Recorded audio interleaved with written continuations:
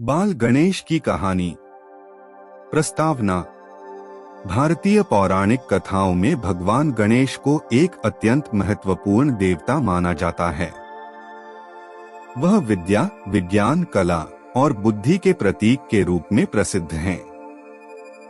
गणपति के नाम से भी जाने जाने वाले इस देवता की कई रूपांतरण कथाएं हैं। ऐसे हुआ गणेश जी का जन्म। गणेश के कटे सिर की कथा भारतीय पौराणिक कथाओं में प्रसिद्ध है और इसे गणेश चतुर्थी के अवसर पर विशेष रूप से मनाई जाती है।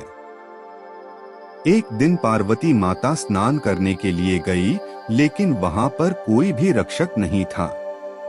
गणेश चतुर्थी की कथा के अनुसार एक बार माता पार्वती ने स्नान के लिए जाने से पूर्व अपने शरीर के मैल से एक सुंदर बालक को उत्पन्न किया और उसे गणेश नाम दिया। वह बच्चा गणेश, जिसका नाम पार्वती ने रखा था, वह बहुत ही सुंदर था और उसकी प्रतिभा और बुद्धिमानी का लोगों ने बड़ा आदर किया। माता पार्वती जी ने उस बालक को आदेश दिया कि वह किसी को भी अंदर न आने दे। ऐसा कहकर पार्वती जी अंदर नहाने चली गई। माता पार्वती ने गणेश को कहा कि तुम द्वार पर रक्षा करना और किसी को भी अंदर आने मत देना।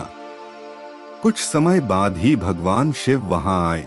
गणेश ने उनसे मिलकर पूरी श्रद्धा और आदर के साथ नमस्कार किया। फिर गणेश बालक ने उन्हें अंदर आने से रोका और बोले, अंदर मेरी माँ नहा रही है, आप अंदर नहीं जा सकते। शिवजी ने गणेश जी को बहुत समझाया कि पार्वती मेरी पत्नी है, पर गणेश जी नहीं माने। यह देख शिवजी क्रोधित हुए और अपने सवारी बैल नंदी को उस बालक से युद्ध करने को कहा, पर युद्ध में उस छोटे बालक ने नंदी को हरा दिया। उसके बाद भगवान शिव जी और भी क्रोधित हुए और उन्होंने गणेश जी की गर्दन अपने त्रिशूल से काट दिया और अंदर चले गए।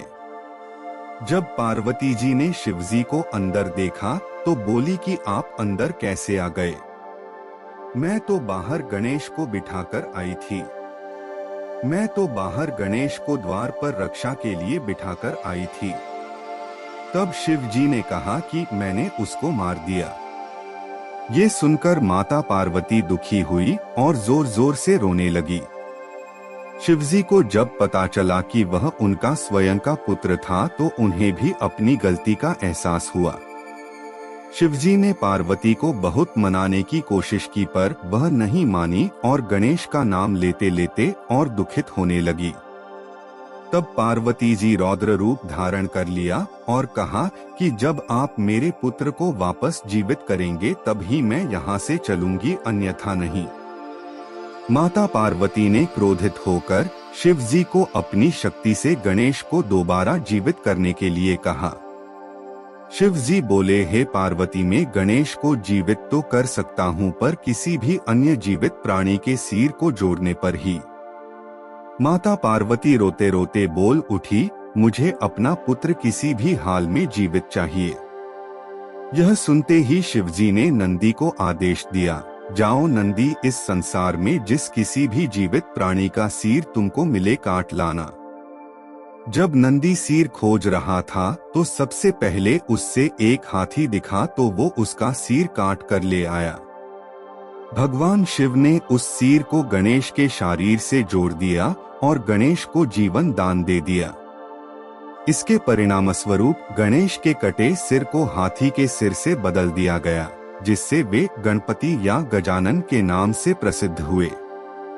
सारांश: शिव जी ने इसीलिए गणेश जी का नाम गणपति रखा और बाकी सभी देवताओं ने उन्हें वरदान दिया कि इस दुनिया में आज से कहीं भी कोई भी पूजा होगी, उसमें गणेश जी की पूजा सर्वप्रथम होगी। गणेश को ब्रह्मा, विष्णु और शिव की आराध्य बनाया गया और वे जनवरी से जनवरी के आराध्य और विघ्नहर्ता के रूप में पूजे जाते हैं। इसलिए हम कोई भी कार्य करते हैं तो उसमें हमें सबसे पहले गणेश जी की पूजा करनी चाहिए। इस कथा से हमें यह सीखने को मिलता है कि गणेश का सिर उनके महत्वपूर्ण गुणों जैसे कि अनन्य भक्ति, विवेक और सच्चे प्रेम का प्रतीक है और वे सभी मानवों के साथी और परम मित्र हैं।